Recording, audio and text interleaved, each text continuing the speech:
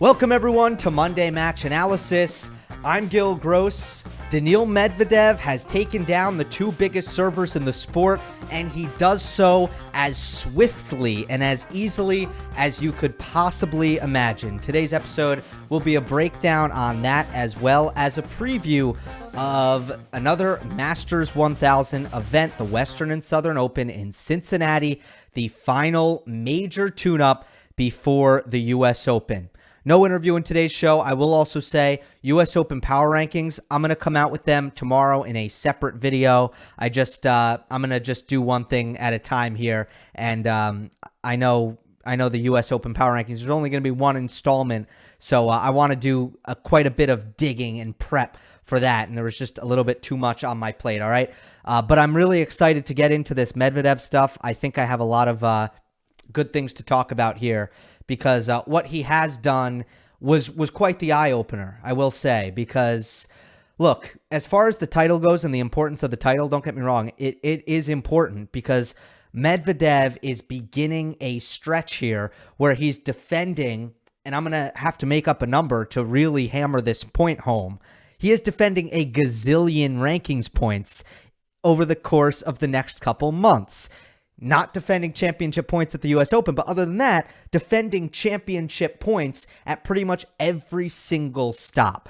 And Medvedev, being the confidence-based player he is, someone who really likes to get hot and start to feel himself and can go on winning stretches and losing stretches, it's going to be important that this stretch coming up is a winning stretch as far as preserving his number 2 ranking goes, and also challenging Novak Djokovic at the top of the rankings. It wasn't a transformative win. It is his first Masters 1000 title of 2021, his 4th overall, his 12th career title at all ATP levels.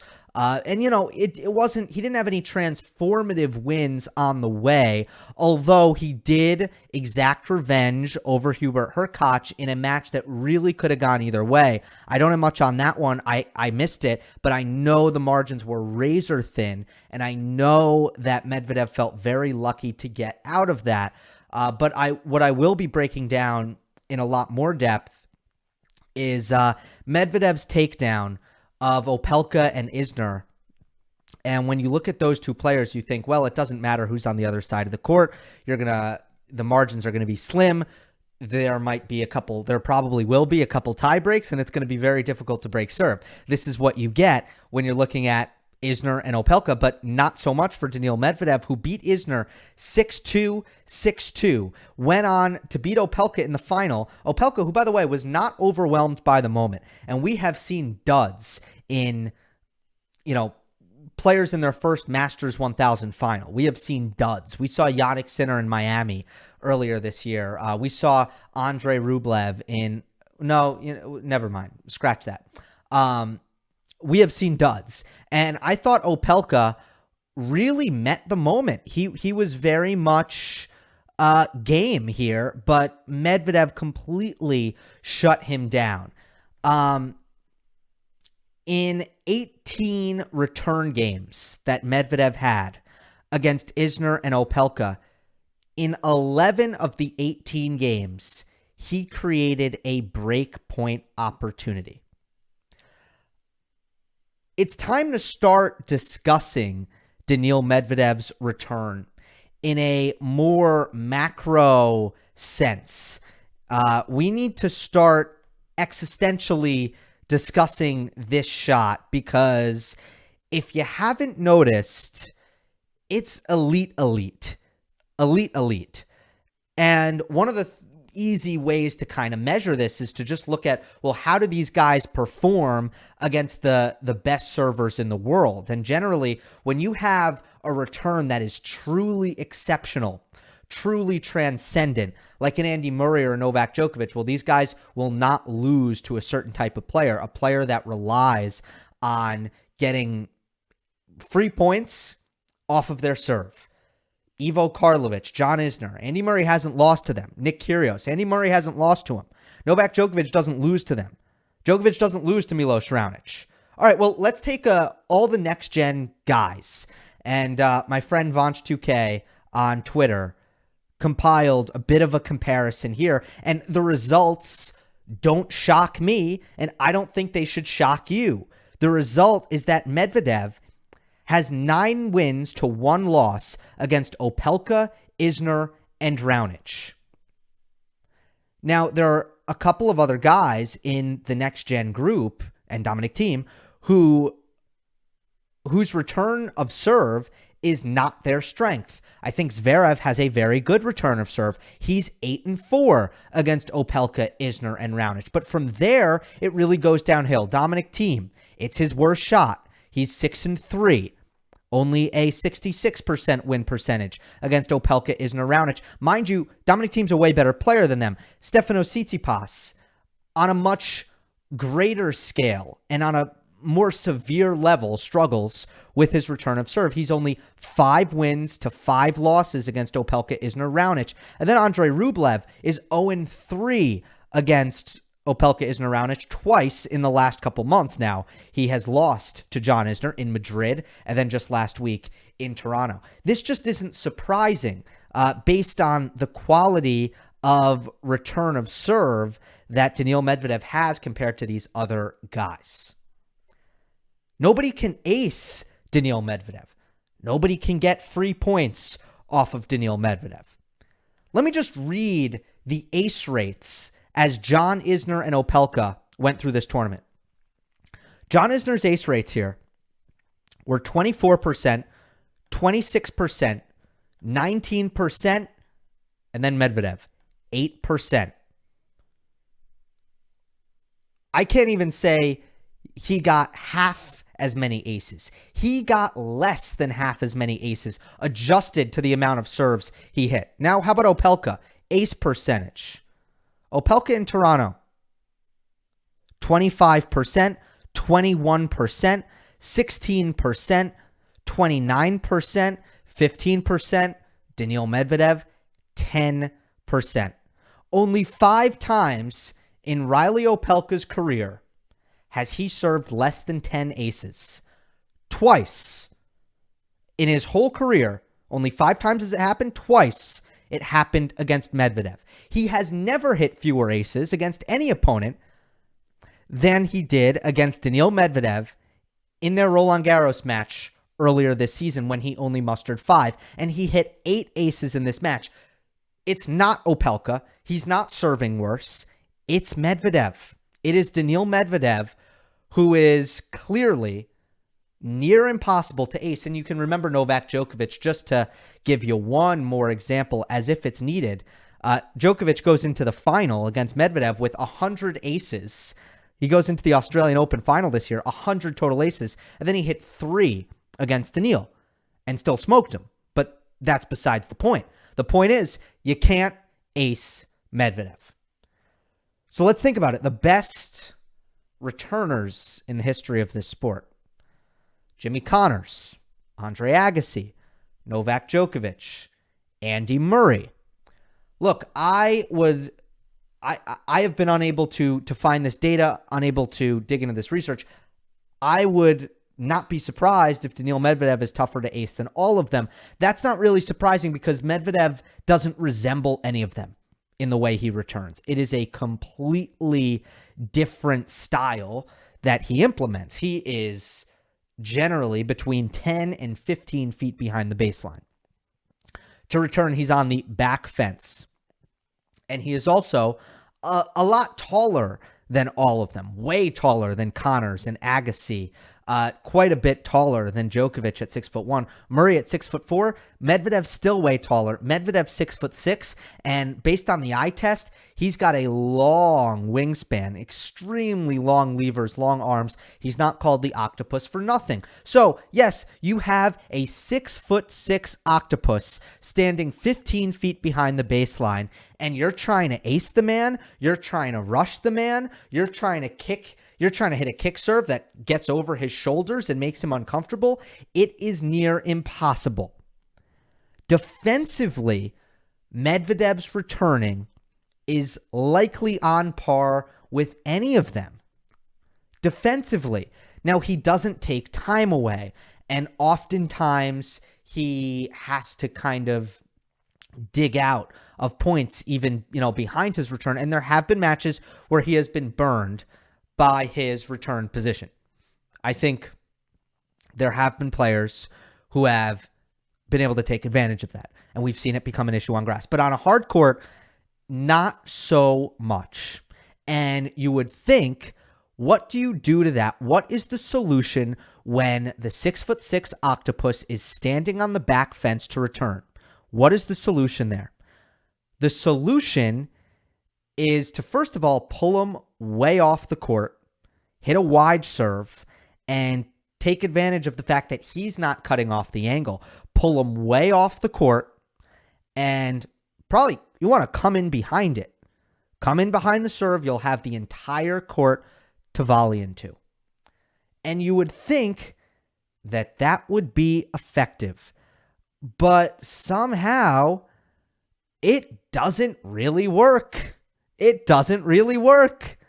Reilly Opelka is a very willing serve volleyer with a good slice serve on the deuce side and a good kick serve on the ad side. He's pretty good at pulling his opponent off the court. His pinpoint serving, his spot serving isn't pinpoint, but he's pretty good at it. And he'll come in behind it. And against Stefanos Tsitsipas, that's exactly what he did. And Steph was blocking his returns from far back, and they were floating in the air, and Opelka had all day to finish it off. And there was not much Stefanos Tsitsipas could do. Well, what does Daniil Medvedev do?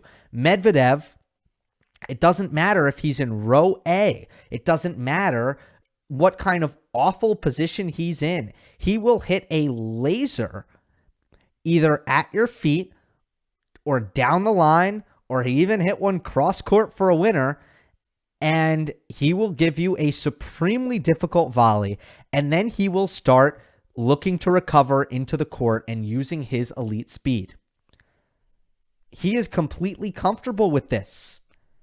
He does not care if you serve volley. And Reilly Opelka did it twice in a key point in the first set. 2-all, 30-all on the deuce side, and Medvedev actually snuck in on a second serve for the only time in the match and really rushed Opelka on the volley, who just thought he would get more time and suddenly didn't. And then Opelka said, well, he's not going to do it again, and was right. Medvedev didn't do it again. And he had that perfect kind of advantageous position where he had plenty of time to close the net. Medvedev was way far back. He was pulled off the court. He had a backhand, and he painted the sideline. He painted the sideline with a backhand down the line. Remember the set point? You might not if you're not crazy like me.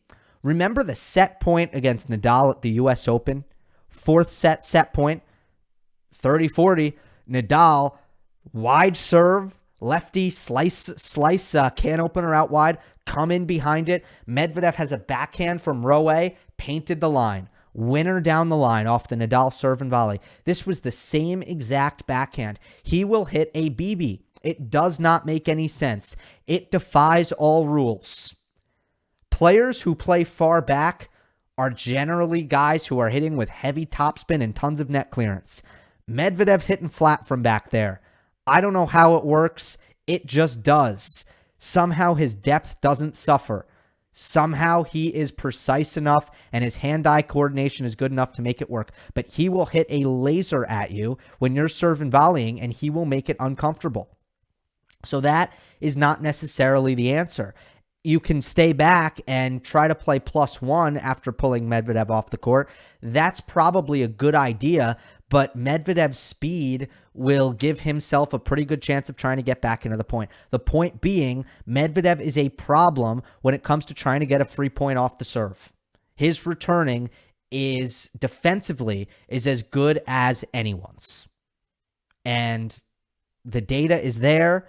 The proof is just staring right at you in the face. And boy, did he get to show it off this weekend against Opelka and John Isner.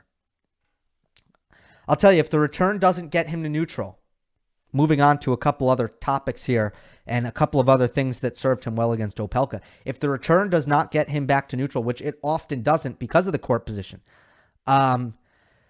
He is so good with his defense and his neutralization on hard courts. His movement gets so much better on this surface. And he extended so many rallies in this match against Opelka that ended in Opelka errors. His passing shots were incredible. He's become very good at the two-shot pass.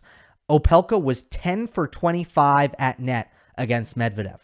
And he was 25 for 31 at net in his semifinal upset over Tsitsipas. I don't think, look, Opelka volleyed a little bit better than usual against Tsitsipas, I won't lie. But not that much better. Man, 10 for 25, way under 50%. 25 for 31, way over 50% win percentage. That is mostly about what Medvedev does with his two-shot passing shots, the precision he has on his passing shots in general. He hit some gems in this one. And just how he's able to dig things out with his legs. And guess what? That speed will result in Reilly Opelka errors. I will bring you to another key point. The Daniil Medvedev break at 1-1 in the second set. Again, you have two scenarios where Opelka is at the net. And Medvedev hits a very good two-shot pass on the first point. Medvedev chases down a drop volley after dipping it low and hits a backhand winner through the middle. And then the second time Reilly gets a difficult backhand volley, or actually a moderately difficult backhand volley, he misses it. Medvedev's speed puts the pressure on Opelka to make that volley really good, and Opelka double faults the breakaway at 1-1. And another key point was at 1-1 I just said 1-1 in the second set. What about when Medvedev actually saved break point at 3-2? At 30-40, Opelka had a break point. He should have broken back in this match. He hit an inside-in forehand that was really well struck, and Medvedev neutralized it.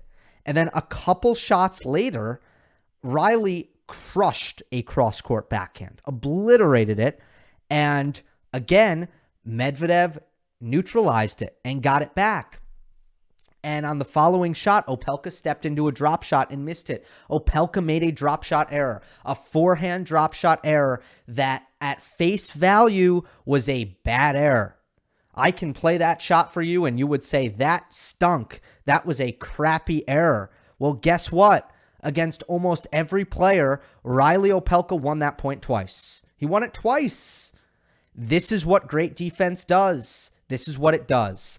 Overall unforced errors in this match, 34-13. 34 for Opelka, 13 for Daniil Medvedev. It would not be 34 if Medvedev's defense was not so good and if he was not extending rallies, making Opelka hit that extra forehand, making him play that extra volley. It was just an unbelievable display of defense today by Daniil Medvedev. And Opelka is not the player like a Thiem or a Nadal or a Berrettini, I would say. Not a player who can do it over and over and over again and can deliver those haymakers, or like a Rublev or think, Del Potro's forehand, or I'm thinking of, by the way, ultra offensive players is where I'm going with this. I'm not counting a player like Djokovic who's super solid or something. But these guys who have forehands that are massive, Opelka will miss if you make him hit enough. He will miss eventually. There's no doubt about that. So the defense was massive. So there were so many. Every time I point to a key point, notice, most of the key points I point to, Opelka's actually at net. Opelka's actually the aggressor. Medvedev is on the run. Medvedev is on the stretch. He is on the move. He is in the corner. He's winning these points anyway. Now, in neutral, Medvedev's way more patient and way more consistent, and because of his defense, he's not afraid of Opelka's power, and he's not missing himself, and he's very comfortable and very relaxed. I mentioned the unforced error count. Medvedev was so solid with just 13 unforced errors, and that is why he won just the vast majority of the long rallies. Medvedev won 29 of points over 5 shots, Opelka just won 14. And with Opelka's massive serve and his aggressive second serve returning, he was able to stay on par with Medvedev, winning 42 points under 5 shots to Medvedev's 43. So essentially, in the short points, they were equal. Now, I can assure you, Opelka, I'm sure, won that category against everyone else all week, but because of Medvedev's returning and how much better it was than everyone else's, that's why Opelka couldn't gain much of an advantage. But in the rallies, Medvedev did his job. You know this is how it's going to be. He destroyed Opelka in that category, and he's able to drag Opelka into those rallies because he returns so well. So again, it is another example of the two-way prowess of a Daniil Medvedev or an Alexander Zverev. They serve and return so well that against someone who serves great but doesn't return great, you're really going to have an imbalance there. And a player who defends well and is comfortable from neutral and attacks easily against a player who's rather one-way and really needs to do easy damage off his serve, to constantly be in control of every point. It feels like I've broken down a couple of those matches recently, whether it be Berrettini-Zverev or Berrettini-Djokovic, and now in these big finals to specify, and now Medvedev-Opelka, really a similar deal here. But very patient and disciplined performance by Medvedev, and that's my favorite version of Daniil. It's a player like Roberto Bautista Agut or Gilles Simon, who are both 3-0 against Daniil Medvedev. That is going to make Daniil tap into what his weakness is. Remember, the weakness for Daniil is generating, creating, doing something. Medvedev loves you to come at him. He wants to hit a passing shot on the run. He wants you to get out of position. He wants you to be aggressive. He loves that. He does not want to force the issue, though. He does not want to generate his own pace, his own offense. So it's the players. Now, part of it is how low their ball stays, in my opinion, RBA and Simone. But the other part of it is just how patient they are. And Medvedev will not outpatient them, and they will kind of make him wait. Opelka, Isner, they're the opposite of that. And that is why I think Medvedev can really shine in a matchup like this. Let us move on now to our Cincinnati preview. Good to be back in Cincinnati officially. First, just a quick debriefing on last week. Toronto. I got the champion right. I got Daniil Medvedev, but I was way off when it comes to how the tournament was going to play. So I actually didn't think my predictions were good at all, just because I totally misjudged the conditions. That was on me. Didn't check the weather. Thought we were going to have normal Canada weather, which is warm but not crazy. And you know, it was just so incredibly hot that it gave a big advantage to the big servers who don't have to move as much, and also the serve plays more lively in the hot conditions. So that really affected how the tournament was played, and I was a little off there. So I didn't make that mistake this time. Weather in Cincinnati, a lot of cloud cover this week, but high humidity, temperatures in the mid-80s. It's still not going to be comfortable out there to play. It still won't be. But Cincinnati plays really, really fast. These are speedy hard courts. So I think that is what is mostly the best thing to keep in mind. I will go quarter by quarter as always. I'm not going to go through every seed. I will do that for the U.S. Open preview once I get to that, but not for this one.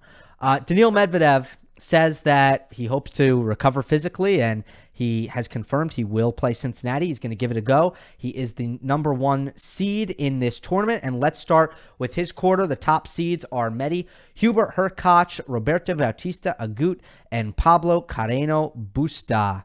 I can't roll my R's, unfortunately. I wish I could with the double R in Carreno Busta.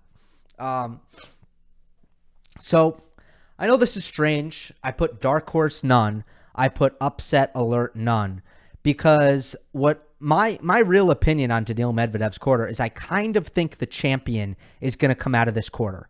I kind of feel that way. With, Medvedev, if he can physically recover, has a great chance. Hurkacz, hard court, by far his best surface, best of 3 on, fast conditions. Growing up on, or not growing up, excuse me, but Hurkacz being kind of like a fast hardcourt specialist, I think that is, and he's also great on grass, of course, but low bouncing, quick conditions. I like that for Hurkacz. Roberto Bautista Agut, I wouldn't really expect him to win it. He just hasn't been convincing enough in 2021. But Pablo Carreño Busta, coming off that silver medal run in Tokyo and the incredible clay court season he had compared to what Pablo Carreño Busta usually does on the clay, way better here in 2021. So I love PCB right now. And I thought he was wise, just saving his body, resting up, not playing Toronto. So Medvedev, Hurkacz, PCB, I could see any of them winning it. And the unseeded players in this quarter, I just don't really, I don't really love them. You have a pair of good Americans in Brandon Nakashima and Mackie McDonald. They can both maybe make some noise, but I can't see them going past the quarterfinal. They would draw Medvedev first round. Alexander Bublik, Marcos Giron, Grigor Dimitrov, Alejandro Davidovich Fokina, Richard Gasquet, Andy Murray, John Millman, Jan Leonard Struff, who's been atrocious. Normally, he would be my dark horse in a case like this. You know how much I like making him the dark horse, but no, he's been so bad recently. So none of those names really jump out to me, and I really like the seeds. So I think that we're going to get a lot of seeds deep into this quarter, and I don't really like any of the unseeded players. So dark horse, none. Upset alert, none. Early popcorn, Andy Murray coming back, his first tournament since Wimbledon. Good to see him back again. Let's see what he's got against Richard Gasquet, who qualified here in Cincinnati, who's always helped by quicker conditions, who sweats a lot, but I feel like really likes to play in the heat. Richard Gasquet. So he should enjoy that. Ultimately, my quarterfinal is Carreño Busta defeats Bautista Agut. I certainly considered a couple of scenarios here. Again, I do like Hubert Hurkacz. I don't mind Daniil Medvedev, but I do think that Medvedev could have some physical struggles, and I think playing RBA and PCB back-to-back in those conditions after winning the title, that seems awful. And Nakashima or McDonald in the first round. The reason I don't have Medvedev coming through this quarter is his draw. To me, that eliminates picking Medvedev here. I just think it's too difficult. With Hurkacz, let me refresh myself on Hurkacz. I prefer Pablo Carreño Busta and the tennis PCB is playing. I prefer him right now. But it could be Hurkacz. I wouldn't be surprised there. I go with PCB. I really have a lot of faith in the tennis he's playing. Before he made the silver medal in Tokyo, that's how I felt, just based on his clay court season. So that is Daniil Medvedev's quarter. Let's move on to Andrey Rublev's quarter with Denis Shapovalov, Jannik Sinner, and Alex de Minaur. My dark horse here is John Isner. This is obviously his favorite season. I was a little bit surprised with how well he did. One, because I didn't expect the conditions in Toronto. Also, because I feel like Isner has done everything he could to just avoid bubble conditions. But look, Isner right now has been playing really quality tennis for really the entirety of the season. And the reason why he's not really high up in the race is because he hasn't played enough. He didn't travel to Australia, et cetera, et cetera. But when Isner has played, he's really been awesome. And he's still going to be a tough out. And I still think that he'll probably have enough physically to be dangerous at this event. He's done it before where he's kind of continued good form throughout the North American hardcourt season. Normally up until the U.S. Open, where things slow down for him quite a bit, and players find it a little bit easier to return his serve. But I think things are still going to be hot, still going to be tough, and Isner's going to really enjoy this. Upset alert is Alex de Minaur, who is on a 3-match losing streak. And look, normally I would like de Minaur on a quick, low-bouncing hardcourt. That's the surface that he's best on. But de Minaur has been really bad. He didn't just lose to Nicholas Basilashvili in Toronto. He got smoked by Basilashvili 1-1. So I'm not quite sure what's going on with the Aussie. I haven't been able to catch any of his matches that is, again, as I say all the time, that's a side effect of when a player can't win a match, is sometimes I don't watch them play for a while. But he's upset alert, playing Filip Krajinovic in the first round, and Krajinovic will never beat himself, a really solid player, and you're going to have to bring it and play some good tennis to beat Krajinovic no matter what, because Filip never loses to someone who is not really, I guess, finishing points on their own accord and doing positive things on the court. Early popcorn for me is Andrey Rublev versus the winner of Aslan Karatsev and Marin Cilic. Cilic, by the way, is just in fantastic spirits. If you watch any kind of interview or if you just look at him on the court, he seems a little bit looser out there recently. He's expecting a second child, and I don't know, maybe he's just enjoying life at the moment. Karatsev did win a couple of matches in Toronto before falling to Karen Khachanov last week. So those are two players who are going to bring big games to challenge Andrey Rublev, and I still feel like the pressure is just mounting a little bit for Rublev to pick up a big result.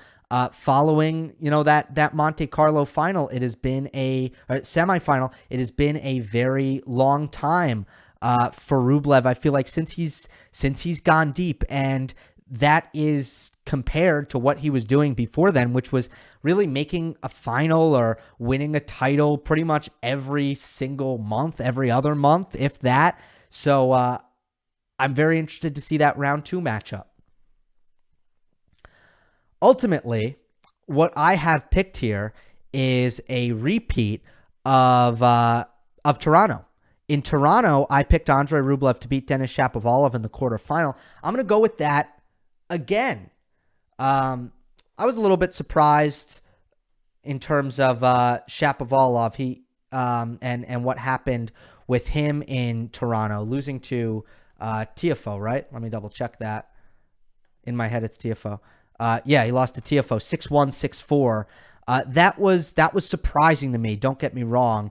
And this is a little bit quicker, which I actually don't love for him. I like Andrey Rublev against Shapovalov, but I wonder if it's just taking the pressure off could help. The Canadians, the young Canadians in Canada. Obviously, Shapo had the magical run against when he beat Nadal, but after that or since then, he has not been good in Canada, and neither has Felix Auger-Aliassime. But I will go with Andrey Rublev with the quicker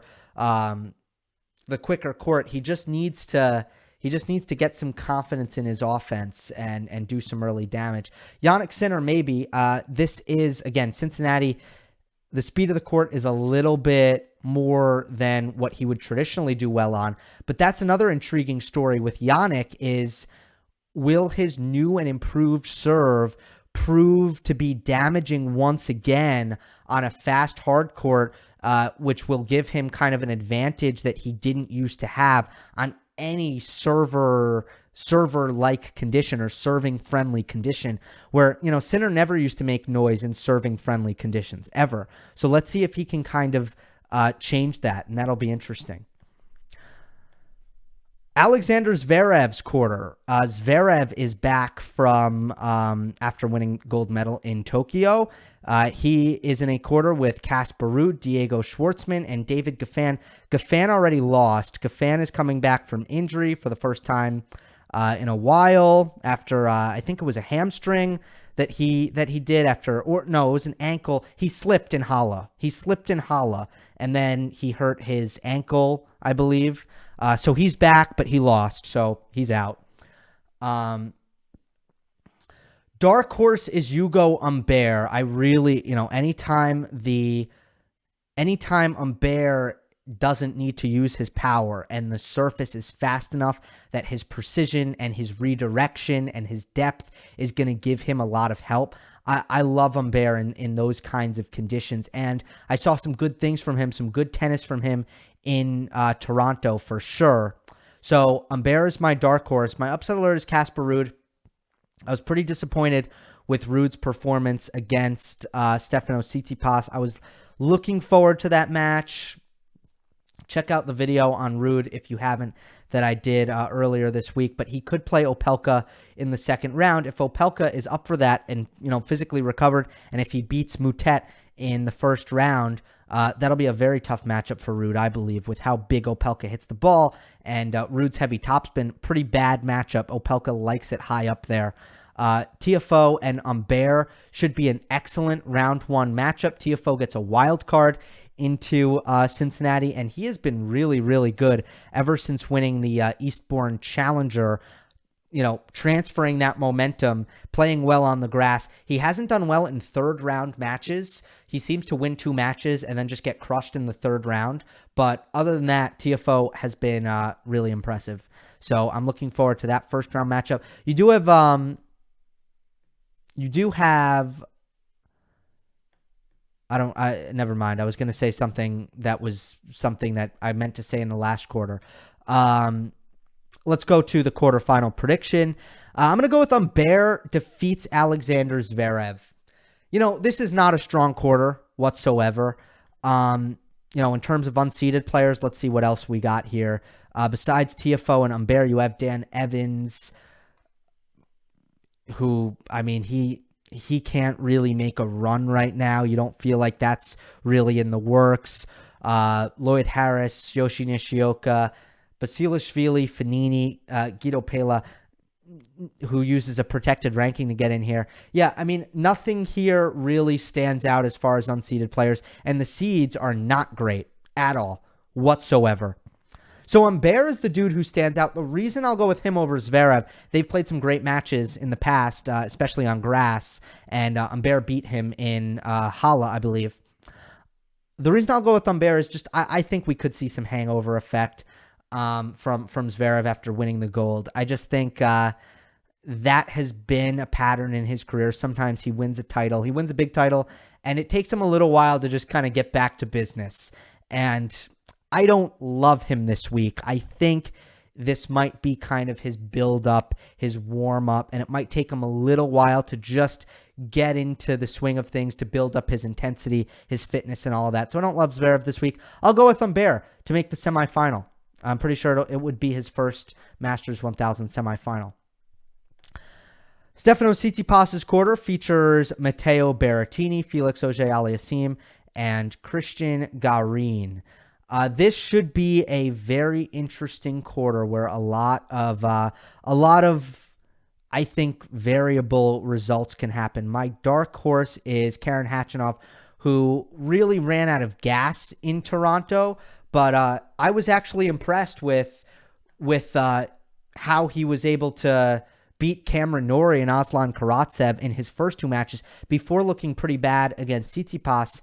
If you notice, by the way, the players who came from Tokyo did not do well at the National Bank Open. Jet lag is real. It is not good. And I don't think anyone passed the third round who medaled.